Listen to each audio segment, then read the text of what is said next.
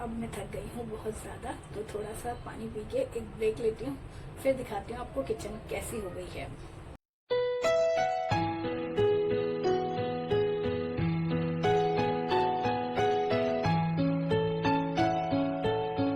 रसोई घर की थोड़ी डीप क्लीनिंग, जो कि बहुत ही मोटिवेशनल वीडियो, क्योंकि इतनी गर्मी में किसी को भी किचन में काम करने में इतना दिक्कत महसूस होती है कि मैंने कमर कस ली है। मैंने सोचा जैसे हम ऑफिस के लिए तैयार होते हैं वैसे ही मैं पूरा तैयार बन ठन के एकदम लिपस्टिक वगैरह लगा के, जिससे कि थोड़ा सा ग्रेस आ जाए और एनर्जी मिल जाए मुझे, इस तरह से तैयार होके मैं आई हूँ अपने किचन को साफ करने। मैंने तो दोस्तों, ये है मेरे किचन क्लीनिंग का पार्ट 2, जिसमें कि मैंने क्लीन किया था अपना पूरा काउंटर टॉप और टाइल्स।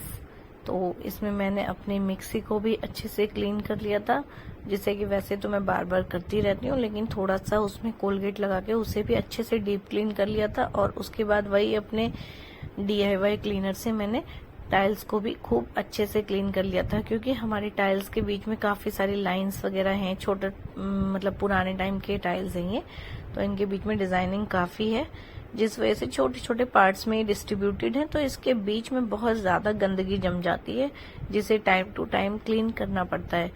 और गर्मी की वजह से मैं काफी दिनों से इसे इग्नोर कर रही थी, लेकिन फिर मैंने सोचा आज इसे अच्छे से क्लीन कर ही लिया जाए। साफ सफाई तो बेहद जरूरी है, चाहे घर बड़ा हो छोटा हो, लेकिन क्लीनिंग करना बहुत जरूरी है। तो बस इसी तरह से मैं भी कर रही थी अपने टाइल्स वगैरह क्लीन। हालांकि ये जो किचन के टाइल होते हैं इनको मैं बार बार करती भी रहती हूँ, लेकिन फिर भी अब सोचा था जब ऊपर माइका वगैरह सब कुछ साफ किया है तो फिर नीचे भी साफ कर दिया जाए। तो मैंने फिर से टाइल और पूरा अपना काउंटर टॉप और अच्छे से मैंने क्लीन कर लिया था।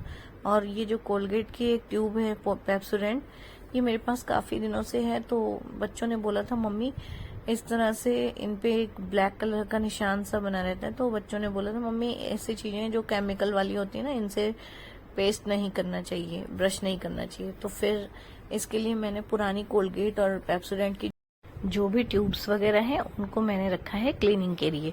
और आप भी सच में एक बार यूज करके देखिए, मेरे कहने पे एकदम कई चीजें ना चमक सी जाएंगी। जहां पर टाइल में ज्यादा गंदगी थी वहां पर भी मैंने कई जगह कोलगेट से साफ किया, तो भी वो बहुत अच्छे से क्लीन हो गया। और ये एक नल जो है ना, ये बहुत ही ज्यादा काला हो रहा था, ये तो मैंने पहली बार ही देखा। बिल्कुल अमेजिंग रिजल्ट आया इससे। नल पे जमी हुई सारी की सारी जो चिकनाई और गंदगी थी ना, वो DIY क्लीनर से भी ज्यादा काम इस पेप्सोडेंट ने किया। पता नहीं इसमें ऐसा कौन सा केमिकल था जिससे ये एकदम बढ़िया चमक गया था नल। तो इस तरह से आप पुरानी कोलगेट की ट्यूब और पेप्सोडेंट की जो भी इस तरह की ट्यूब्स हैं उनको भी यूज कर सकते हैं। और अब हम इससे दांत नहीं क्लीन करते, तो सोचा चलो इसे साफ सफाई में ही यूज कर लिया जाए। तो कई बार हमें कई चीजें जो इस तरह से रखी रहती हैं उनसे क्लीनिंग पार्ट अपना कर लेना चाहिए, बहुत फर्क पड़ता है। और साथ के साथ मैंने अपनी ये विंडो जो हमारे इस विंडो को किचन में ही है, इसको भी मैं क्लीन कर लिया था, क्योंकि वैसे मैं इसे भी बार बार क्लीन करती रहती हूँ, क्योंकि बार बार खुली रहती है, कभी बंद रहती है, इस पे भी चिकनाई हमारी चलती रहती है। तो अब मेरा नल एकदम अच्छे से चमक गया था और साथ में मैंने विंडो भी क्लीन कर दी थी।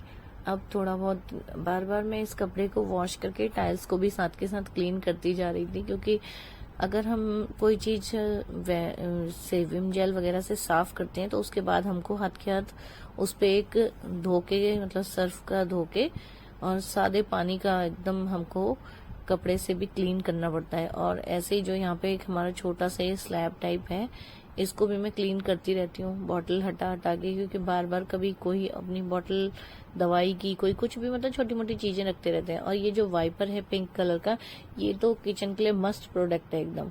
तो 10-20 रुपए का ये प्रोडक्ट आता है और ये इतना काम आता है। जब तक मेरे पास था नहीं तब तक मुझे ज्यादा लगता नहीं था, लेकिन बाद में जब से मैंने लिया है ना, अब इससे पानी इतनी तुरंत निकल जाता है। और ये सब करने के बाद किचन हो गई थी बिल्कुल क्लीन। और ये देखिए, ये मैंने अपना जला दिया था एक डिफ्यूजर। तो इसके बाद रसोई का नज़ारा कुछ ऐसा था। और डिफ्यूजर में थोड़ा पानी डाल के इसके साथ में इसमें 2 बूंद डाल दीजिए आप असेंशियल ऑयल की, और उसके बाद जो इससे फ्रेग्रेंस निकलती है उससे तो मजा ही कुछ और आ जाता है। और ये सारी क्लीनिंग करने में मुझे लगा है 1.5 घंटा। 11:30 मैं रसोई में गई थी और 1 बजे मेरी क्लीनिंग मतलब कंप्लीट हो गई थी।